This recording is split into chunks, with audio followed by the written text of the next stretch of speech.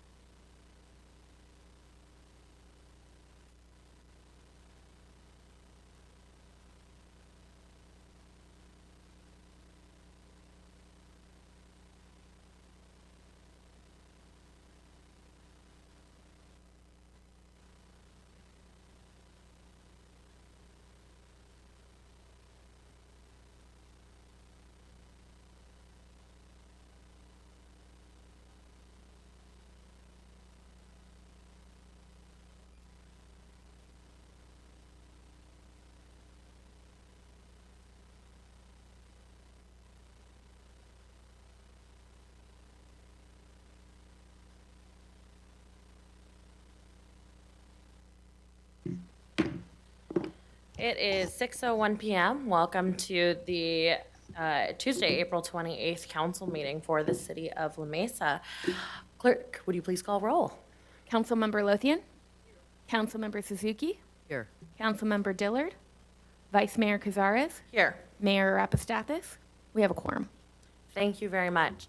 We begin every council meeting with an invocation, and tonight is my turn to do so. Usually I try to write something out, or I like to read a poem or something like that. But as I was thinking about it today, I'm thinking a lot about one of the proclamations and some of the events that we're going into for the month of May, as it is Law Enforcement Officers Memorial Month, and we, as you all know, lost our first and hopefully only officer in the line of duty last fall, Officer Lauren Craven. And I know all of us up here and all of us in the service, for our police department, fire department, city staff, think about her and think about that sacrifice a lot. And so as we enter into this beautiful month where we'll have the opportunity to recognize that sacrifice, I hope that each of you will be kind to one another and will thank the officers that you see every day for the sacrifices that they're making, even if it's just not having dinner with their family that day. So that's all I wanted to say, but please thank our officers when you see them, thank officers from other cities and jurisdictions when you see them, because unfortunately, they may make the ultimate sacrifice, and one of ours did. So with that, be kind to one another, and please rise for the pledge. Ready? Begin. I pledge allegiance to the flag of the United States of America and to the republic for which it stands, one nation, under God, indivisible, with liberty and justice for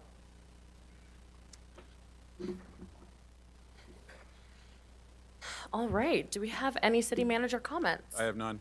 Thank you very much. Community bulletin reports. We are looking for participants for the 27th annual La Mesa Flag Day Parade. Local businesses, community groups, and performers are all encouraged to sign up. The parade is on Saturday, June 13th on La Mesa Boulevard. This year, we are going big, and I mean huge, for America's 250th anniversary. So please save the date and join us for a celebration. We will have red, white, and blue bunting all across La Mesa Boulevard. Thank you to all of our businesses that are participating in that. We are going to have a very exciting showing of Top Gun Maverick the night before, with free flags that we're going to be handing out and popcorn and lots of other things. So please join us, and thank you to Councilwoman Lothian for working with me on this exciting recognition. Oh, that was my next one. They write this out for the mayor, but I'm not used to having this. So it's the Top Gun Maverick will be at 5 p.m. at Harry Griffin Park. Free popcorn for the first 500 attendees. Make a difference in the community. Consider joining a board or commission. Several positions are currently open, and the application deadline is Monday, July 6th.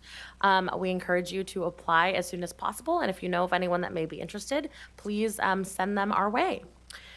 Give your broken items a second life at the San Diego Fix-It Clinic, happening this weekend at the La Mesa Library. The event runs Saturday, May 2nd from 10 a.m. to 1 p.m. It is first come, first served, so please be sure to register early.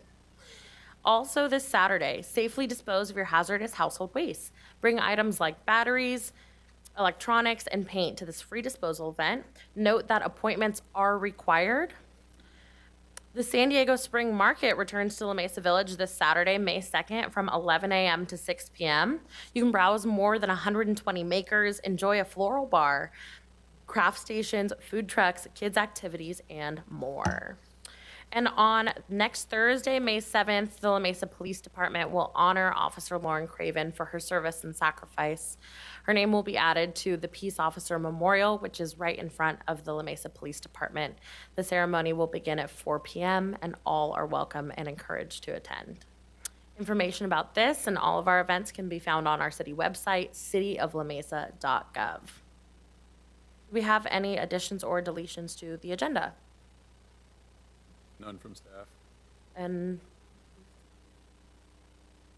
Oh, I'm sorry. Thank you. Community updates, Councilwoman Suzuki. I just wanted to say that we will be, I think, expanding, or not we, but they're expanding the farmers market hours to 7:30 at night. So some of us out there who work until 6, and by the time we get there, they're already cleaning up. We'll have at least half an hour. So hopefully, you hit the farmers market on Friday nights. Thank you. Thank you. And Councilwoman Lothian. Ironically, I have nothing to report. Yeah. So we don't have any additions or deletions to the agenda from council? All right, so we're good. All right, so we have a couple of presentations now. I'm going to invite up Police Chief Ray Sweeney.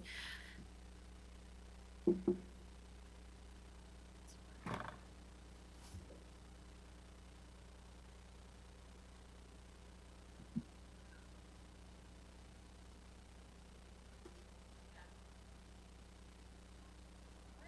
for joining us. I've never felt safer. Actually, that's not true. The memorial when there were hundreds and hundreds, then I've never felt safer. All right. This is a proclamation for Peace Officers Memorial Month. Whereas all of the promises America offers, none is more precious or more elusive than the right to be free from crime and violence. The dedicated men and women who have chosen law enforcement as a career face extraordinary risk and danger in preserving our freedom and security. During the month of May, National Police Week is observed throughout the nation in order to recognize the hazardous work, serious responsibilities, and strong commitment to our nation's police officers. In conjunction with this important observance, May 15th will be observed as Peace Officers Memorial Day in commemoration of all law enforcement officers who have tragically sacrificed their lives in the line of duty. And these special observances provide all citizens with the opportunity to appreciate the heroic men and women who've dedicated their lives to preserving public safety. Now, therefore, Mayor Mark Arapastathis, the 23rd Mayor of the City of La Mesa, and the entire City Council do hereby proclaim May 15th, 2026 as Peace Officers Memorial Day in the City of La Mesa and encourage all citizens to remember those individuals who gave their lives for our safety and express to those who continue to dedicate themselves making La Mesa a safer community in which to live. Chief, would you like to say anything? First off, I just need to thank you for the recognition. It happens every year, but this year, as you know, is really personal. Raven and Church. I just encourage you to attend all of those 20 memorial services on Monday, and we be free to start at noon, and then an hour then to 7 here at everybody for our community, why we do it.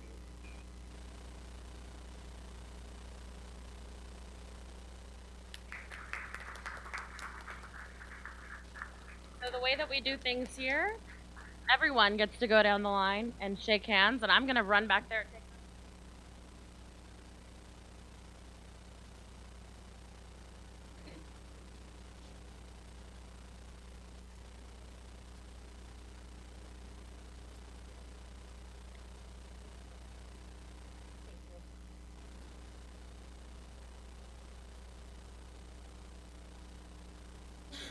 Seriously, I mean that's a firefighter's mustache if I ever saw one.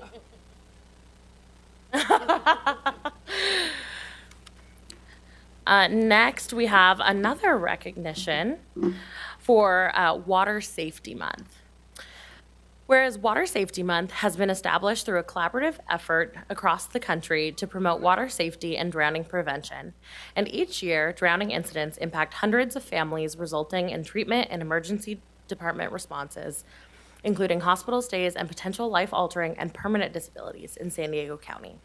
And the Centers for Disease Control and Prevention states that drowning is the #1 cause for death for children ages 1 to 4, with most of those drownings occurring in home swimming pools. And Safe Kids San Diego, Rady Children's Hospital, the Association of Aquatic Professionals, the San Diego County Aquatic Council, California Park and Recreation Society, the La Mesa Municipal Pool and Spa, and other organizations are participating in year-round to promote water safety and La Mesa residents are encouraged to recognize the vital role that safe swimming and aquatic-related activities play in good physical and mental health. And whereas the City of La Mesa recognizes the valuable contributions the municipal pool and spa, their staff, and programs provide toward a safe, healthy place to recreate, learn, swim, build self-esteem, confidence, and self-worth, which contribute to an improved quality of life in our community. And the City of La Mesa and the community at large acknowledge that drowning is a complex issue and that progress is reducing the burden and occurrence of fatal and non-fatal drowning requires collaboration between different sectors and stakeholders with diverse perspectives and approaches. Now, therefore, Mayor Mark Arapastathis, 23rd Mayor of the City of La Mesa, and the entire City Council do hereby declare the month of May as Water Safety Month in the City of La Mesa and commends all organizations in their efforts in drowning prevention. The City of La Mesa seeks to remind everyone throughout the county to be safe around and in the water and to learn more about drowning prevention and water safety. Thank you.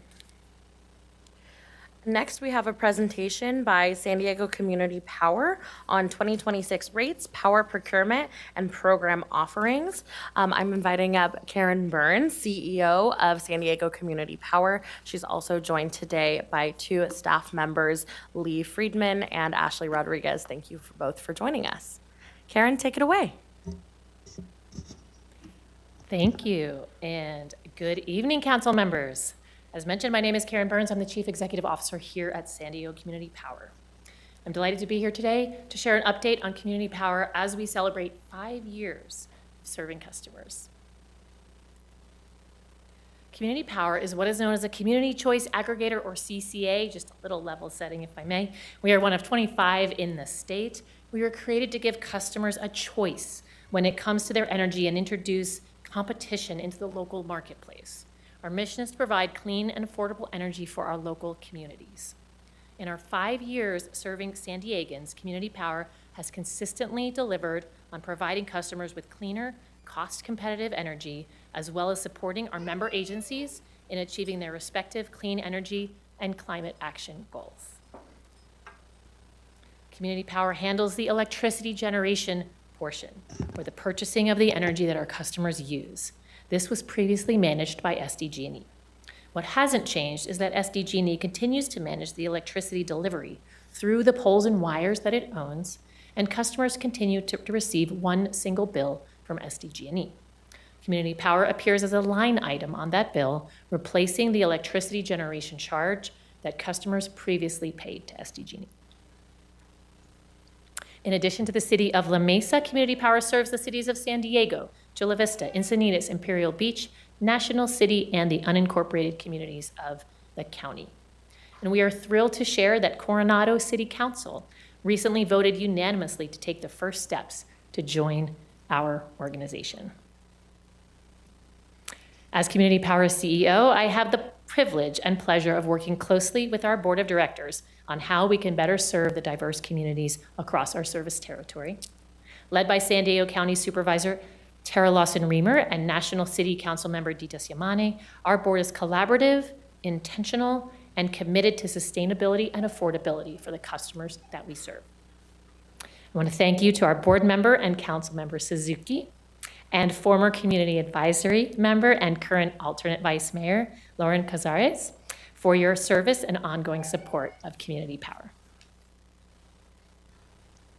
As a not-for-profit clean energy provider, we are committed to providing choice, market competition, and a transparent rate-setting process. The state of California has a goal of being powered by 100% renewable energy by 2045. But here, we're even more ambitious. Community Power has a goal of powering our member agencies with 100% clean and renewable power by 2035, which we are working to achieve through our diligent procurement efforts that balance our renewable goals alongside customer affordability. This goal is also supported through our customer programs and our local energy development efforts, both of which I'll talk about in 1 minute. And of course, La Mesa homes and businesses are also helping us track toward that goal by choosing to receive cleaner energy from Community Power. So Community Power customers are able to choose from 4 different Community Power service plans. Customers are defaulted into our standard Power On plan, which is 53% renewable and about 4% less expensive than SDG&E's electricity generation rate. However, customers are also able to choose our least expensive service plan, Power Base, which offers an historic 10% discount compared to SDG&E. Or they can choose one of our 100 renewable service plans, Power 100 or Power 100 Green Plus, for a slight premium. Although California legislation mandates that eligible customer accounts automatically enroll in community power, customers also have the ability to opt out and return to SDG&E's bundled electric generation service. 95% of eligible customer accounts across our service territory have chosen to remain in our service within La Mesa specifically. And furthermore, more than 263 La Mesa homes and businesses are helping expedite our climate action goals by choosing the Power 100 plan. We continue to service businesses across San Diego as our Power 100 champions, including the Padres, our regional airport, and Sharp Healthcare. Many people don't realize that electricity costs are also dependent on the time of day. Electricity is most expensive between 4 and 9 p.m., when demand is highest and renewables are at their lowest on the grid. It is least expensive between midnight and 6 a.m. when demand is low. This is our super off-peak period. And now electricity is also least expensive between 10 a.m. and 2 p.m. Historically, these midday super off-peak hours were only available in March and April, but beginning this year, they are now available year-round due to the surplus of solar energy available at those times. Through ongoing customer outreach and education efforts, we're spreading awareness about this new super off-peak window and encouraging customers to shift their energy use between 10 a.m. and 2 p.m. to further lower their energy bill. In addition to equipping our customers with more information, we offer rebates and incentives that can help make it even easier to save energy and lower costs. Current pilot programs incentivize smart energy use, rewarding pilot participants for shifting their heavy energy use outside of those peak demand hours. And after a successful pilot run in 2024, our solar battery savings program is now a fully fledged program, serving thousands of customers and strengthening the local energy grid. It offers an upfront rebate to lower the initial cost of installing a residential solar and battery system or adding a battery to an existing solar system. Participants also receive ongoing performance incentive payments for dispatching their battery when energy demand is highest, contributing to a more resilient grid for everyone. And this year, we're very excited to bring 10 new energy efficiency programs to the entire county through the San Diego Regional Energy Network, or SD-REN. Led by Community Power in partnership with the County of San Diego, the SD-REN will deliver clean energy solutions tailored to meet the diverse needs of renters, homeowners, multifamily property owners, job seekers, small and medium businesses, public agencies, and tribal communities. We look forward to sharing more with you about the SD-REN programs as they roll out in the coming months. Through our programmatic efforts, we've installed more than 2,000 batteries at single-family homes, 79 of which are right here in the city of La Mesa. Over the last 3 years, we've partnered with the San Diego Foundation to award more than $2 million in grant funding across our service territory to support clean energy projects like the La Mesa Park and Recreation Foundation for electric equipment, for landscaping, and events, as well as the e-bike incentive program. We've partnered with dozens of nonprofits and community groups to shape advocacy efforts around sustainability. And last year, we attended or supported over 100 community events across San Diego.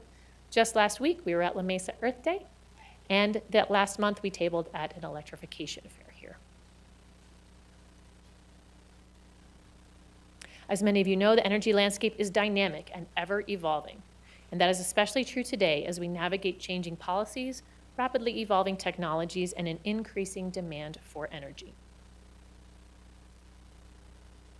Community Power's services, local government affairs, and legislative and regulatory staff are continuously working to promote local development and maintain local control. We're actively seeking opportunities to partner with our member agencies, their school districts, and other public and private community partners on small-scale renewable energy projects built here for our customers.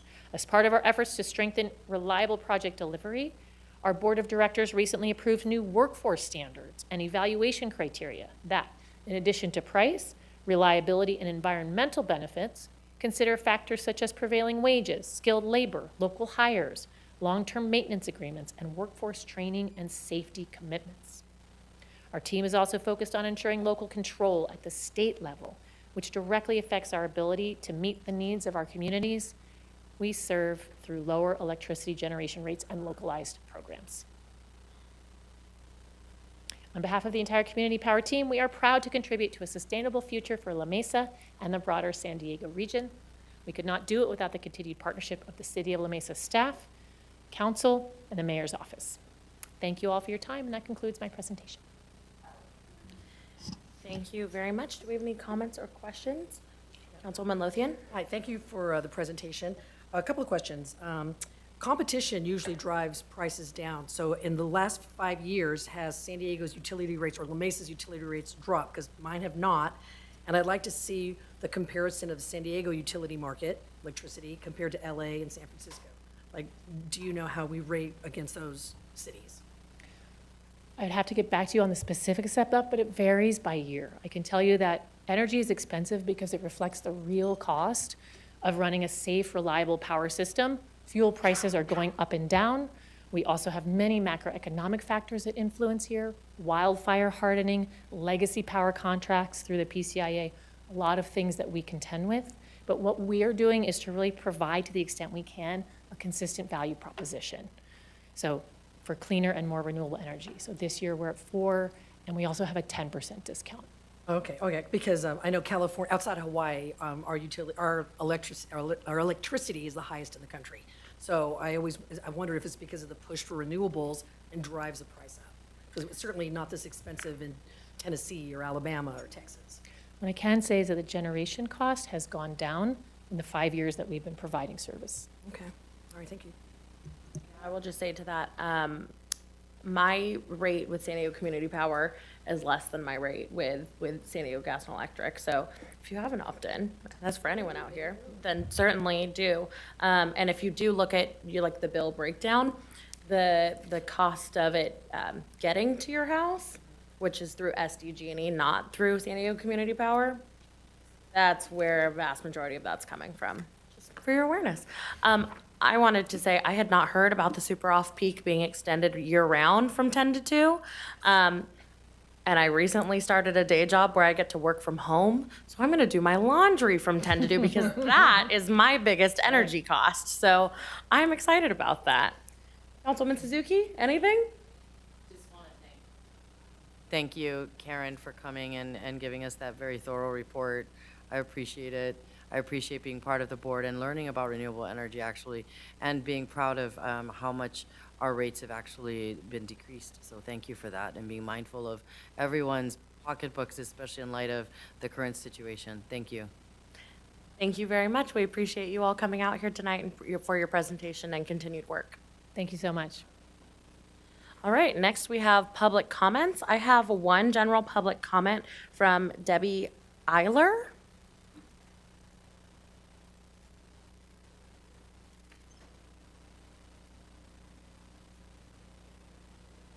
Yes, right here. And then once it turns green, it will be on, so just press the button.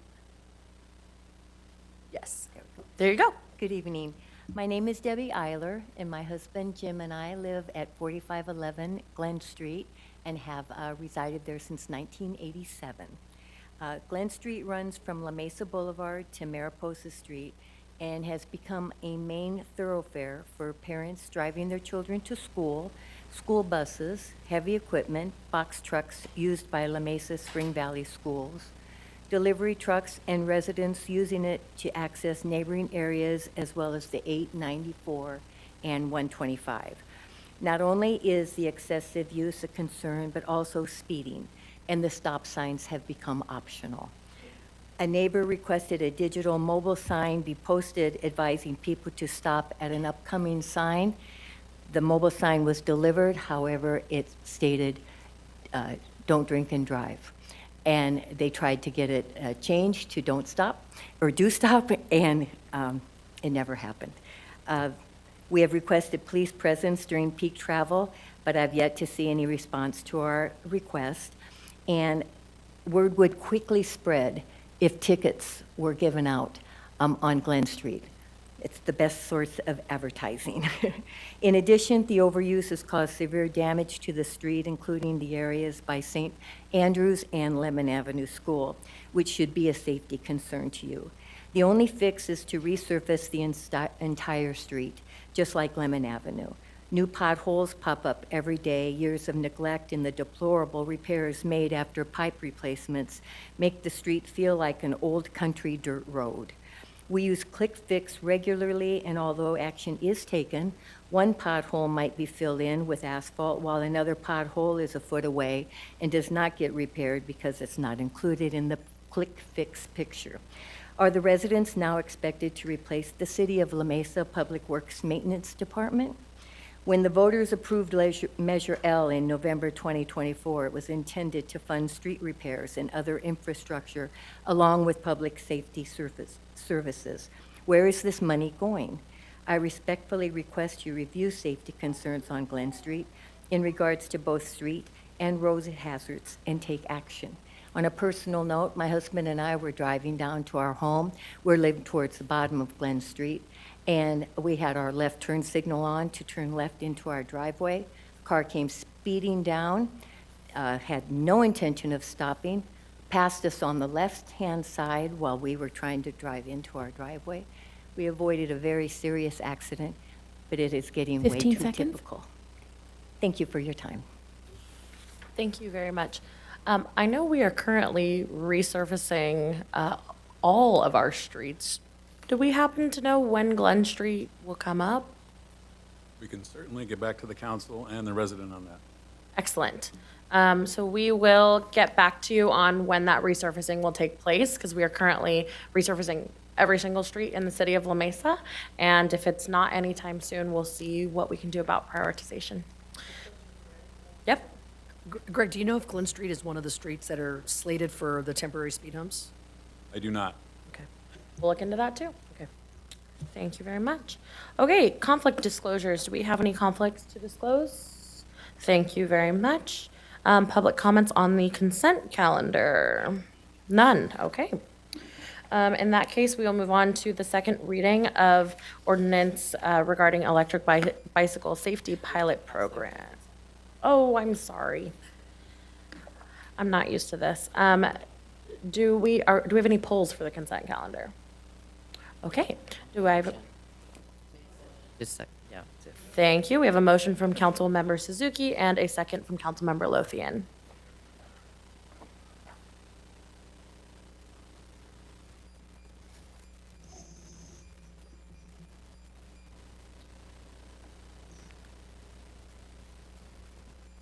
Motion carries with all council members voting yes.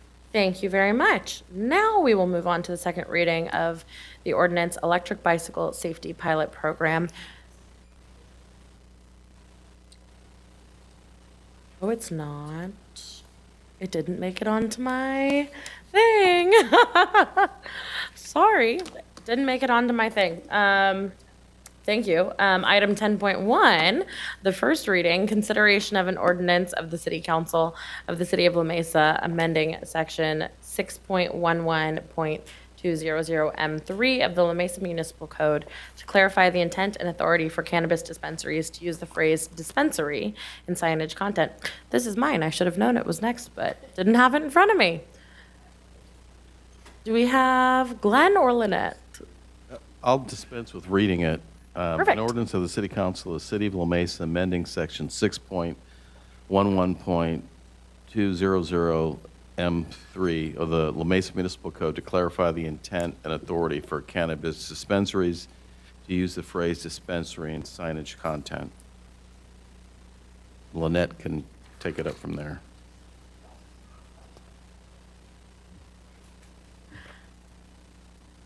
Hi, Lynette. Hello. So we are bringing this forward as part of a council-initiated item, and it's really for clarifying purposes. We have a situation where there are certain names. We are limited on regulating the choice of a name of a business. And so we have businesses such as Cookies that folks have gotten confused. And then one of our council members had shared she had thought one might be an Asian fusion restaurant. So to avoid that and for more clarity for users and our community, we are clarifying that the use of dispensary in signage is now going to be allowed. Thank you very much. Do we have any public comments on it? Doesn't look like it. Thank you. I was the council member that initiated this item. Thank you to city staff for bringing it back so quickly. This was just the last council meeting. I'm really glad to see that we got this done. It really is just clarifying, and as I shared at the previous council meeting, I think this will be good for public safety. I think it will be good so that parents and youth understand where their kids can go for cookies, for example, and where they should not be going for other things.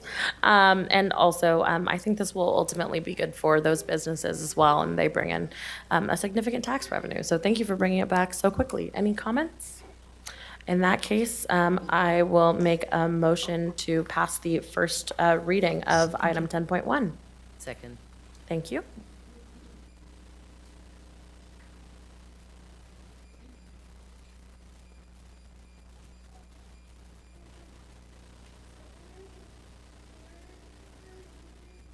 Motion carries with all council members voting yes. Thank you very much. Okay, now we are on to the second reading of the ordinance. The title of the ordinance is... It is an ordinance of the City Council of City of La Mesa amending Chapter 12.38 to the La Mesa Municipal Code to establish the La Mesa Electric Bicycle Safety Pilot Program pursuant to California Vehicle Code Sections 21214.7, 312.5, and 22651.08. Thank you very much. Do we have any other presentation for that? No?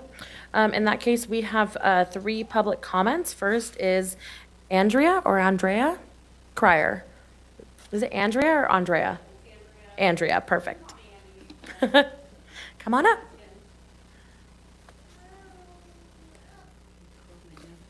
Hello, Council. I'm here to talk about how banning all e-bikes for kids and preteens under 12 would affect our family of 6. There's a lot there. If you've ridden a bike recently around our city, you would notice how challenging it is to ride around our jewel of the hills. Level 1 and 2 e-bikes can help encourage everyone to get more exercise, not to mention help kids who have asthma and similar to be able to ride safely. Many level 1 bicycles for young kids top out at 10 miles per hour and are adjustable. Not all of them go to a maximum of 20 miles per hour. Even our family adult e-bike, with our 3 older kids can fit on it, maxes out at 18 miles per hour. Level 1 bikes only engage the motor when pedaling, as they are assist bikes. These are the bikes we will be purchasing for our children as they get a little older. Speaking from our family, when our children get a little older, we plan to have them ride pedal assist bikes to school. Since there is not a single bike lane from our house to their assigned elementary and middle school, they will have to ride in the road with morning traffic. Being able to keep up with cars and the speed limit on these neighborhood roads will actually keep them safer. Our local elementary school already said they would not allow students to ride e-bikes to school to comply with the law you are trying to pass.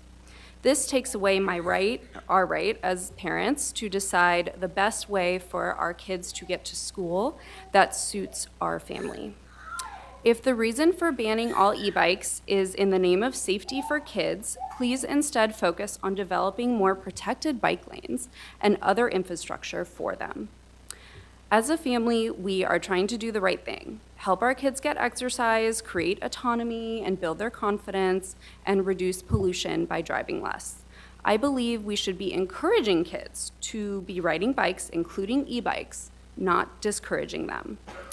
In short, this law would criminalize our plan for our children to get to school. Please reconsider passing it and focus on other ways to keep children safe. Thank you. Thank you very much. Next is Joseph Cryer. And no rush, I know you might need to do a baby swap here.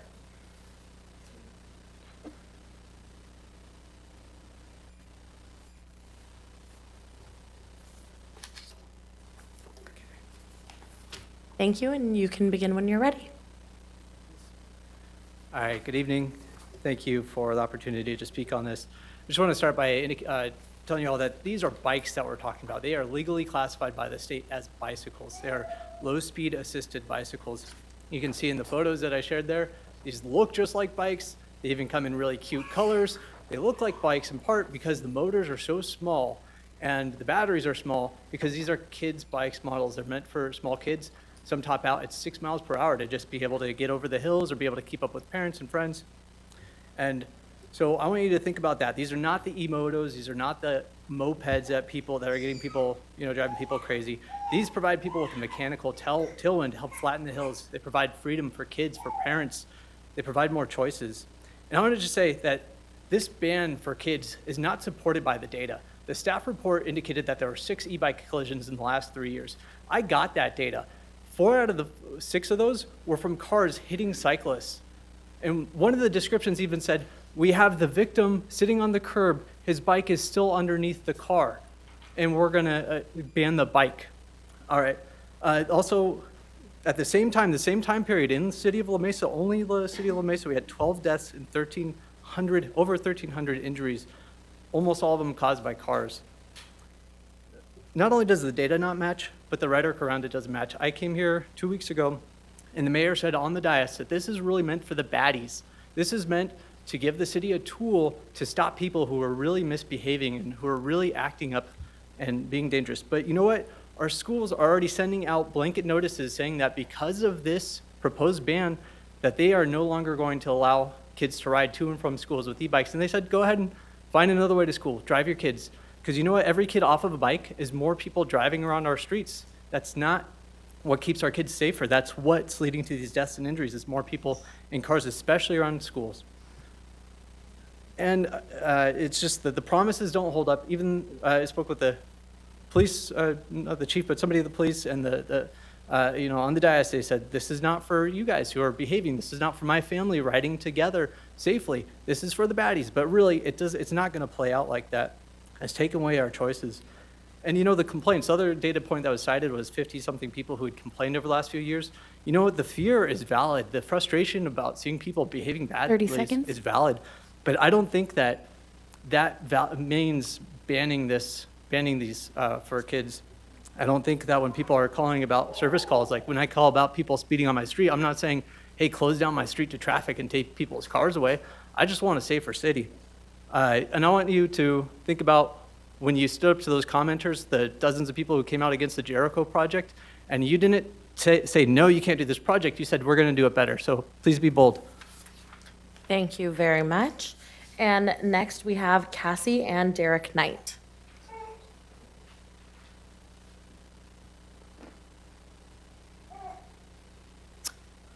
Good evening. You can begin when you're ready, and feel free if you need to move it down. I always do. Thanks. Shorty over here.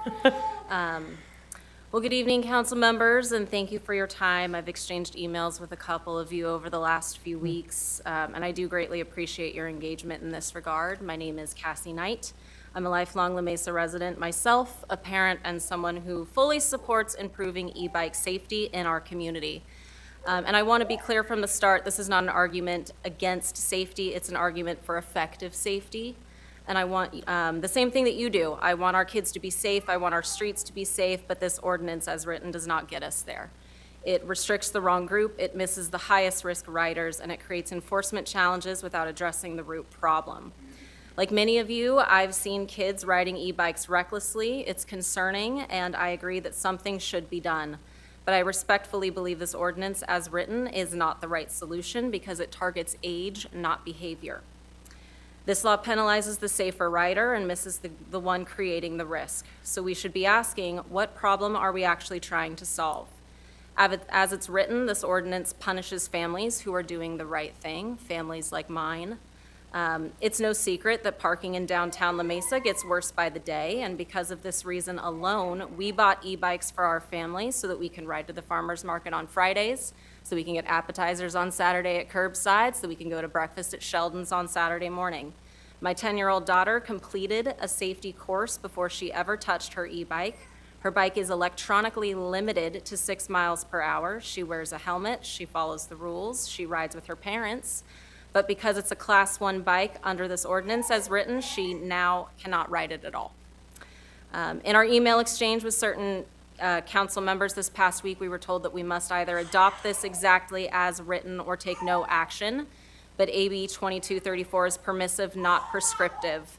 Cities such as Oceanside and Encinitas have proved that cities can take a different approach, one that targets behavior, not just age.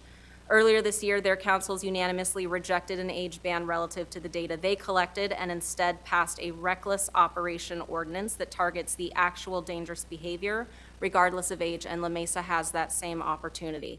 My hope is that we can pivot from prohibition to competency.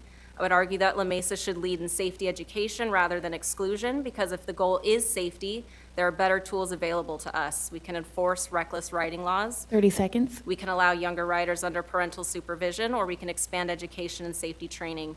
These approaches directly target risk without broadly restricting responsible use. There's also the question of enforcement. In those same email exchanges we had this week, I was told that the city doesn't have the resources to enforce speed or behavior consistently, so I have to ask, how are we going to enforce age? Children don't carry identification. This puts officers in the position of making subjective judgments based on appearance, and that creates the potential for inconsistent enforcement and unnecessary interactions between Thank our you for your youth and comment. law Your time is enforcement. up. Thank you, council. Thank you very much. Do we have any comments from council? Councilwoman Lothian, you can begin. Okay, so this was on the last city council meeting, and it was a unanimous thing, like, hey, this makes sense, these are little kids, and we want them to be safe. Since that, I live on Lemon, which means I see hundreds of kids every single day going to school, and I can't tell you how many young kids I see on those e-bikes, and how many parents I see with young kids on those e-bikes. And I know how tough it is getting, parking downtown, and I don't like the idea of the city usurping the authority, supervision, and responsibility of a responsible parent over their child. So sometimes you put something out there without thinking it through, and it turns out that maybe it's not a great idea. And again, if I could have the chief come up for a second.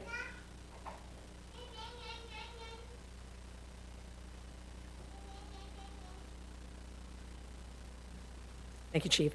I know I asked it way too late today to have the numbers. However, the question I want to ask you and get an answer to, hopefully in the next couple of days, is how many citations has the city given to kids that are driving or riding their bikes recklessly? Because if we're not giving citations out to the kids doing wheelies and weaving, then what we're doing, that enforcement, I think, would have a better success rate than telling parents, hey, you know what? Sorry, you and your 10-year-old can't ride to breakfast.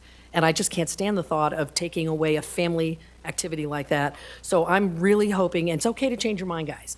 I'm hoping that the city council tonight says, you know what? Let's work with LMPD enforcing the reckless, because it's already against the law, guys. It's called reckless driving. You don't have to do a new ordinance or new law. If kids are doing wheelies, speeding, it's already against the law. So if we crack down on that, we can leave the parents and kids alone, is how I feel. I do not want to punish or be punitive against families doing something as healthy as riding bikes together and hanging out. Thank you. Chief? Was there a question? Yeah. Oh, Right. And I can get you that information. Absolutely. excellent. Councilwoman Suzuki. Actually, since Chief's up there, I would like to first ask you what the benefit of an ordinance like this would do for the community. I think the benefit, we're looking at public safety. If that's the ultimate goal, then that's what it is here. With younger kids in general, they, sometimes will lack perception, safety precautions, rules of the road. Not all parents, obviously. that go through and do the right thing. But this happens sometimes with younger kids when they're riding against traffic or with traffic on a motorized bike that, yeah, even at slow speeds, it can still be dangerous. And that's, you know, for us is public safety. That's what we're looking for, however we reach that goal. Chief, actually, maybe if Chief Coe could also come to the, thank you, Chief Sweeney, I appreciate that. You're welcome. Chief Coe, I'm also interested in how Heartland Fire feels, or at least how you feel. What are the benefits of an ordinance like this for our community? Because you folks are the first responders. Correct. Well, thank you for asking. Really, we're echoing the same sentiment as our police partners. And our biggest concern is the medical aspect dangers that come with the increased speed. On average, the research anecdotally that I did, and really comes down to the speed and the increased injuries that the speed brings. But on average, 10 to 12-year-olds will not be able to pedal on their own much faster than 10 miles an hour. Once we have an e-bike that can go 20 miles an hour, with the increased speed, the severity of the injuries from crashes increases, and the outcomes from those crashes can be more dire.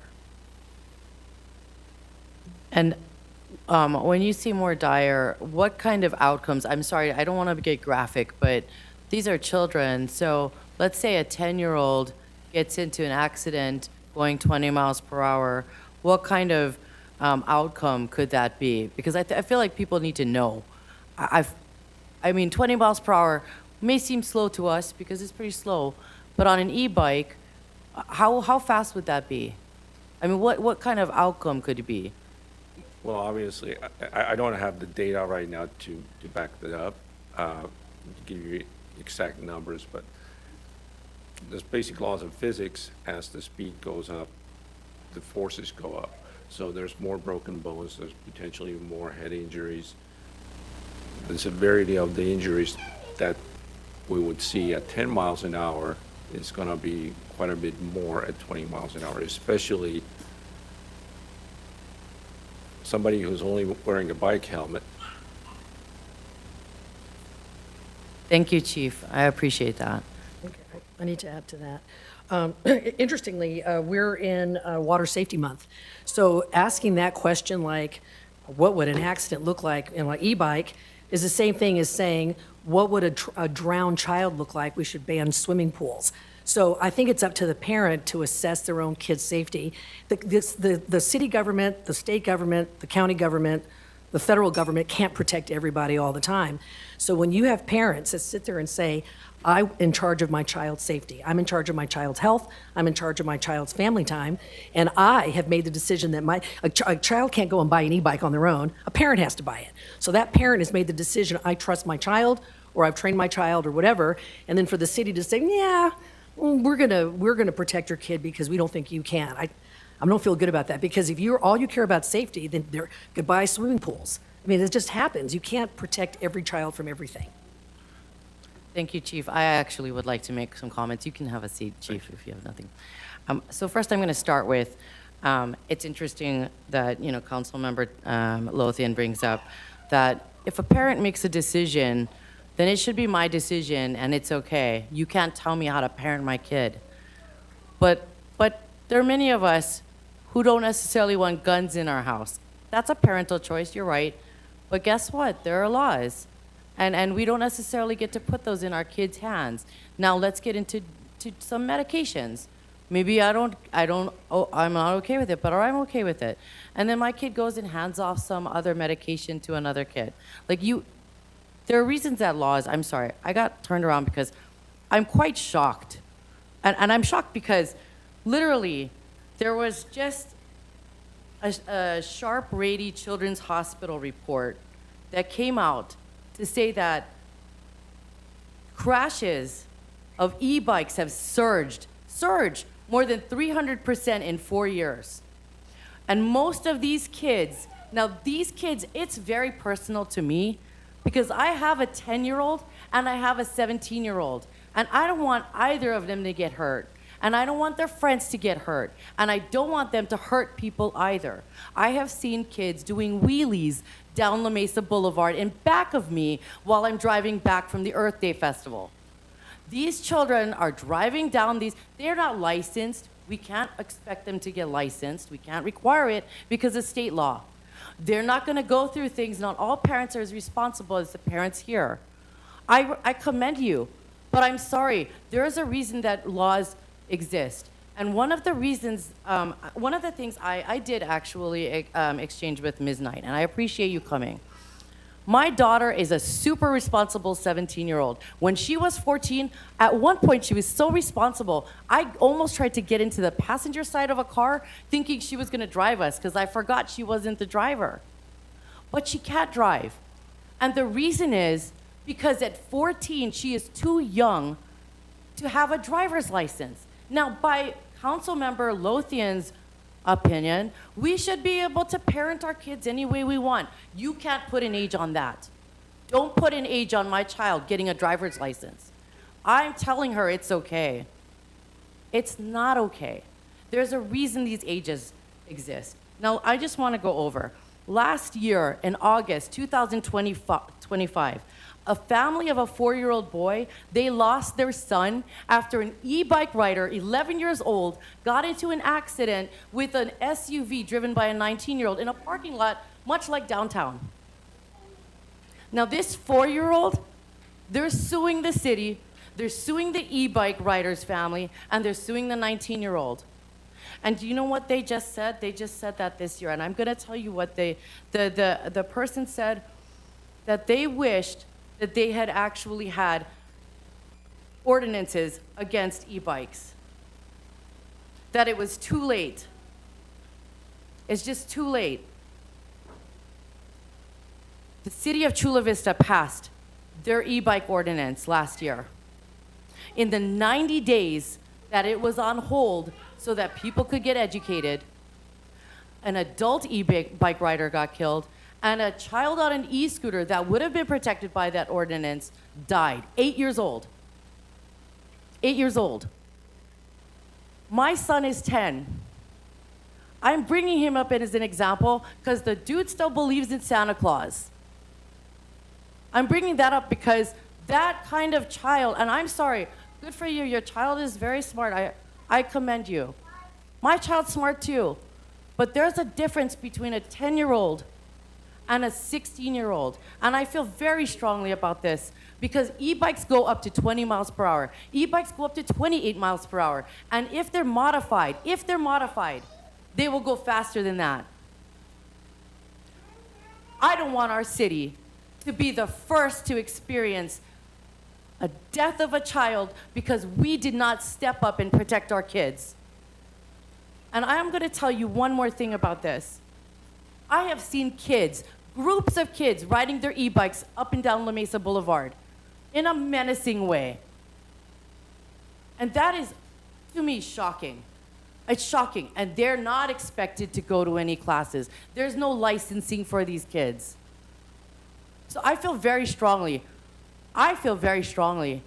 if you want to be the one to kill this ordinance, good on you. But if and when something happens, and I'm saying this because 300%, think about it, you guys, 300% surge in child accidents since 4 years. I can't even imagine. I can't imagine taking that stand. I can't imagine going out and saying, hey, you know what though? You make that decision. You make that decision, it's totally okay. Not if we have a chance to protect our kids. And so I fervently object to the idea of killing this. I object to it. And the idea that anyone would have any gall to say that, oh, we trust all parents. We do not trust all parents. I am sorry. We do not trust all parents. I do not trust all parents. I am a family law attorney. Let me be real here. Not everyone is a responsible parent. And we have to make sure that our citizens take the kind of data, by the way, the data that the consumer organizations give, the American Academy of Pediatrics, because I believe in science and medicine, they have said they do not want kids younger than 12 on these e-bikes. So that's where I'm voting.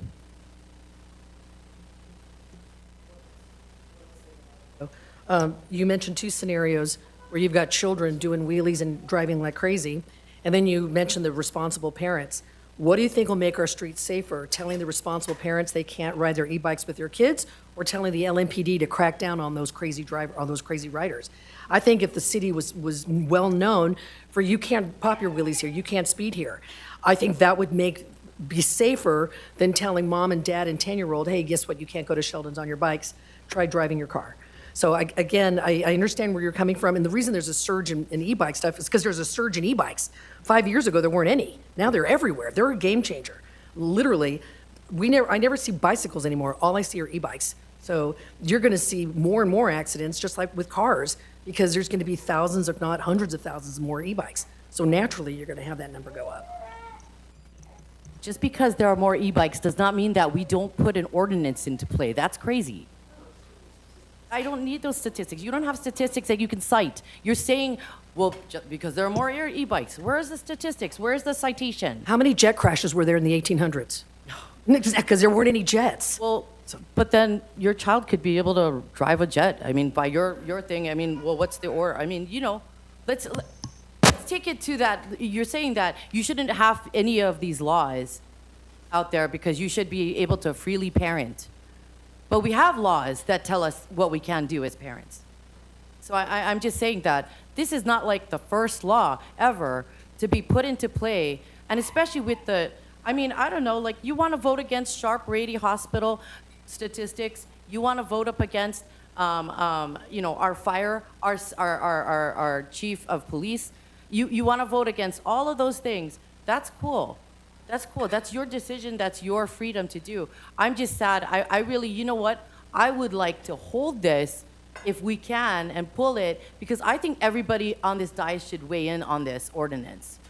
I don't know if it's possible, but I would like to hear from our mayor. I would like to hear from our other member of the dais. I don't know if it's too late, but for me personally, I don't believe that we should go forward with us this divided. Are you guys looking at me? It's up to you. So the question is, can this be brought forward at another council meeting rather than tonight? Absolutely. Okay. You can make a motion to that effect if you want to give that direction. I'm going to right make now. a motion that we pull it so everybody on this dais can weigh in on this. I am happy to second that motion. I hear both of you. I also hear the parents that I've heard from. And I might change my mind before it comes back the next time, but I have changed my mind from voting in support of it from the discussions that I've had with parents, because the only folks that have reached out to me have been against this. And I am not a parent. I don't have any intentions to be a parent in the next few years when this will be in play, and so I recognize that that is a completely different perspective. I have a really tough time with the age ban of it all, because I do understand cars and age 16, and even that feels pretty young sometimes. I am still not a great driver to this day. But I also feel that they're very good for the environment. I think they're very good for families to be able to get around town, whether we had a parking crisis or not, and we do have a parking crisis. And so, do I trust every parent? Absolutely not. Do I think that this right now is the right ordinance? I don't. And I think it came from the right place. And I think that we are very limited by the state law that allows us to have some kind of pilot program. So, and since it's already the second reading, we cannot make any amendments. So I'm glad that this will hopefully move forward to another council meeting, because I would like to hear from the rest of the council as well. And I would also frankly like to hear from more parents and more community members on both sides of the issue. But at this point in time, I would not be able to be supportive, but I am happy to second and see it come forward at a future meeting. Any other comments before we call the vote? Okay, we'll I call have the a vote. comment. Oh, yes, please. Not about the merits of the e-bike, that's up to you. But are you talking about a date certain when it comes back? Is it the next meeting? Yeah, I would like it at the next meeting. I will be appearing online, though. I'm going to be appearing from Sacramento, but I will be here.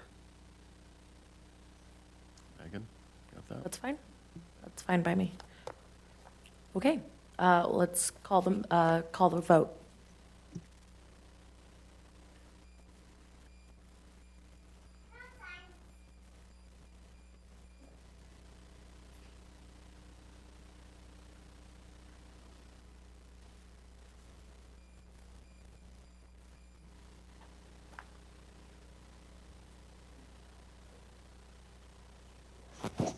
Okay, sorry, the system is not reading it properly because it would, let me do a roll call vote. Councilmember Lothian, how do you vote? Councilmember Suzuki, how do you vote? Yes. Vice Mayor Cazares, how do you vote? Yes. The motion passes with 2 council members voting yes and 1 council member voting no. Does that pass? We're not actually voting on the ordinance. It's a motion to give direction to staff. So that is allowed. Yeah. Okay, so in that case, that passes. Thank you very much, and we're going to move on to item 12.1, hearing on the consideration of the Community Development Block Grant CDBG program for fiscal year 2027 and a substantial amendment to the FY 2025 Annual Action Plan. For this, we have Myra Pina. Thank you. Hi. Hello. Good evening, Vice Mayor and Council. My name is Myra Pina. I am the Senior Management Analyst for Community Development. I'm here to present on item 12.1. This will be the first of 2 public hearings for the CDBG program. As an entitlement jurisdiction under the U.S. Department of Housing and Urban Development, also known as HUD, the city qualifies to receive Community Development Block Grant, or CDBG funds, in proportion to its population size, socioeconomic status, and demographic factors. CDBG funding supports neighborhood revitalization, community facilities and services, economic development, and activities within low to moderate income communities identified as eligible areas, as CDBG eligible areas. The map here on the right shows CDBG eligible areas for the city of La Mesa.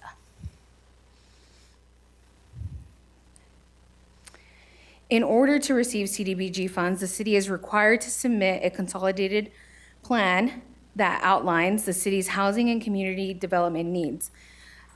City Council approved the current consolidated plan on July 8th, 2025. The adopted consolidation plan identified these top 4 goals: improve public facilities and infrastructure to promote a healthy and vibrant city environment, promote equitable access to affordable housing through the preservation of existing units, assistance to homeowners and fair housing services, create programs to prevent and address homelessness and provide access to services.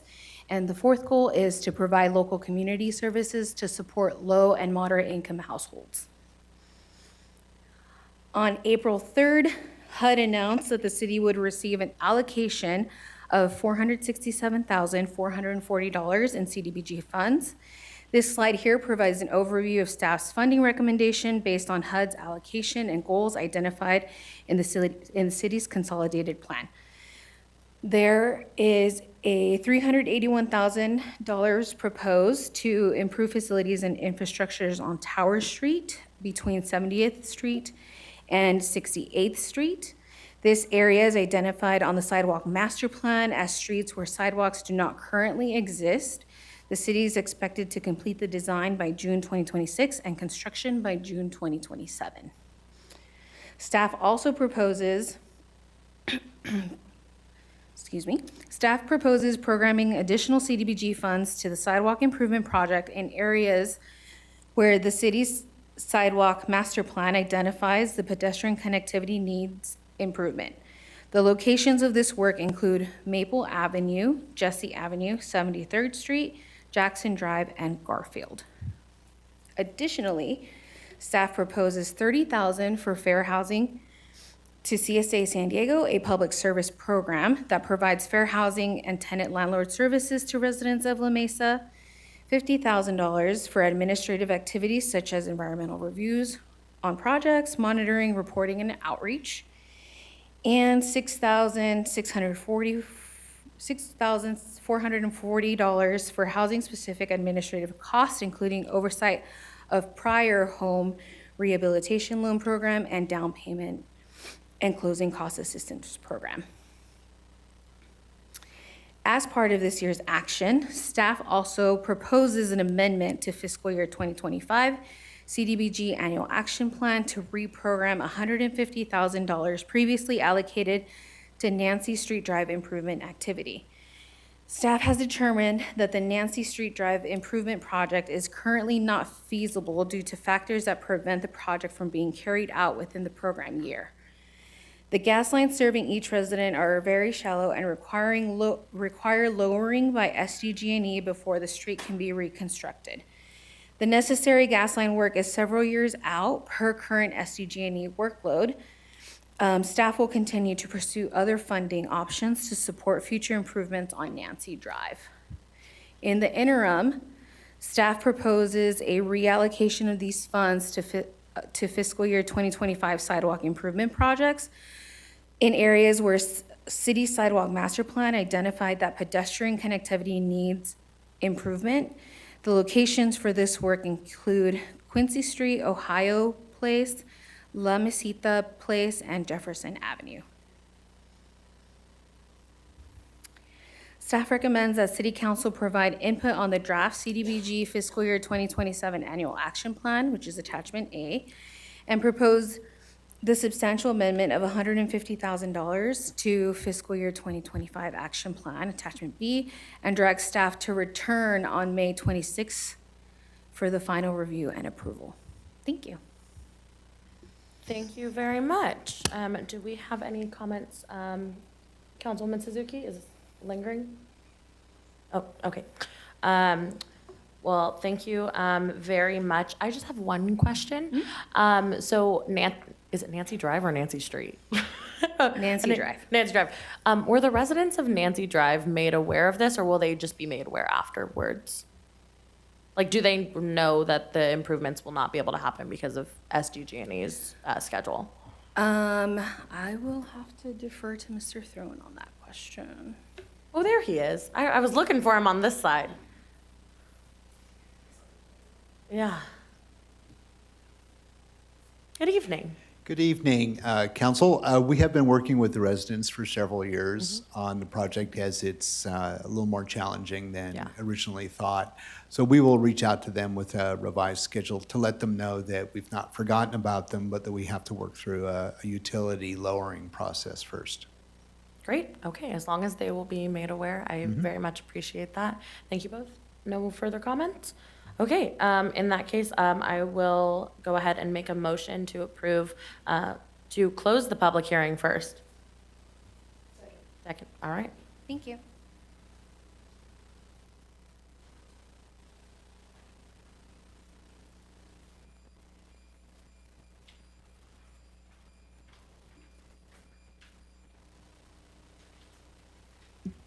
Motion carries with all council members voting yes.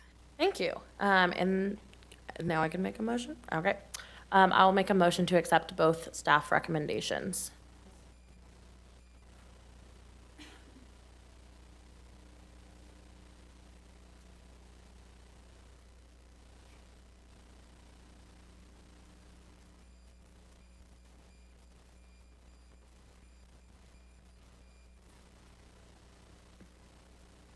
Motion carries with all council members voting yes. Thank you very much. I'm looking forward to those 4 streets getting a little bit more sidewalk attention.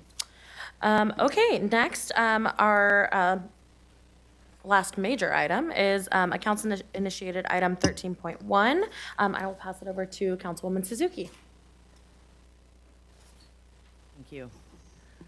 So this initiated item is my idea to bring something to La Mesa that kids are already doing. It's known as BizTown, and it's put on by Junior Achievement, but I thought about a way to use that model to increase engagement for civic engagement for our kids.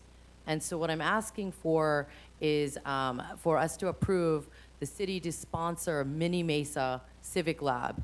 And what Mini Mesa is, it would allow 4th to 8th graders in La Mesa to attend on a Saturday, October 17th, at the community center, and to meet all the people from the city that make our city go. So there'd be people from Helix Water, there'd be people from San Diego Community Power, there'd be our police department, Heartland Fire, and our city staff, and the council, if the council's available, and our mayor. And our mayor is also part of this.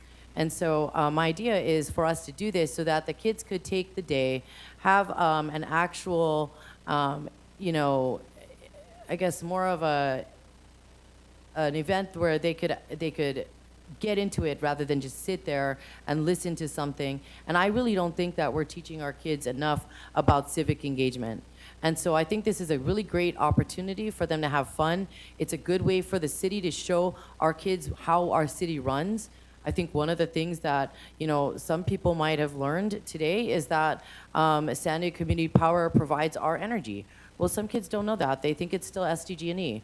And their families don't even know that. They might think it's SDG&E. So Mini Mesa Civic Lab is an idea for us to be able to put on a huge event and really get our kids knowledgeable about how our city runs so that they can feel comfortable about getting involved.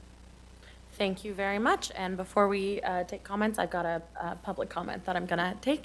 Don Toll, come on up.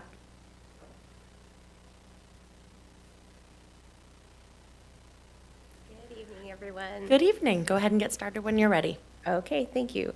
Just real quick, wanted to say it was really nice to see the police officers honored tonight. Wasn't sure if I was going to make it in time from work. That was a nice plus for me. Genevieve, I love this.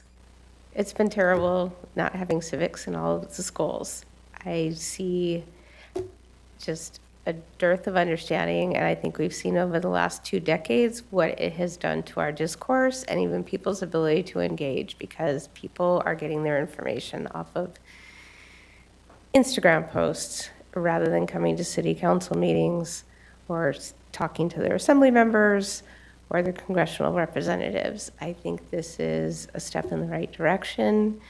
It's so important to have young people understanding what is happening so that they are ready to register to vote knowledgeably, and engage with their community knowledgeably.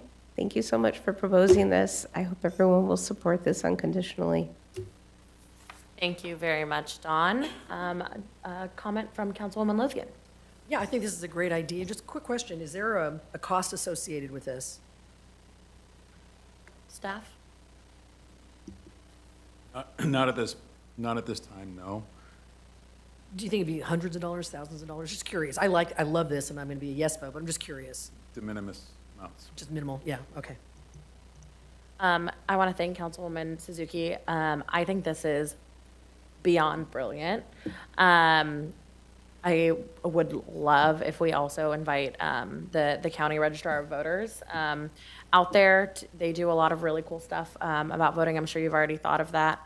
I think this is a fantastic idea, and I will go ahead and let you make the motion. I move to approve that, I'm sorry, I don't understand. I move to approve city sponsorship for Mini Mesa Civic Lab, including authorization for use of city facilities, staff support for planning and on-site coordination, demonstrations and event staffing by the La Mesa Police Department and Heartland Fire, and event promotion through city communication channels and partner outreach. And I will second.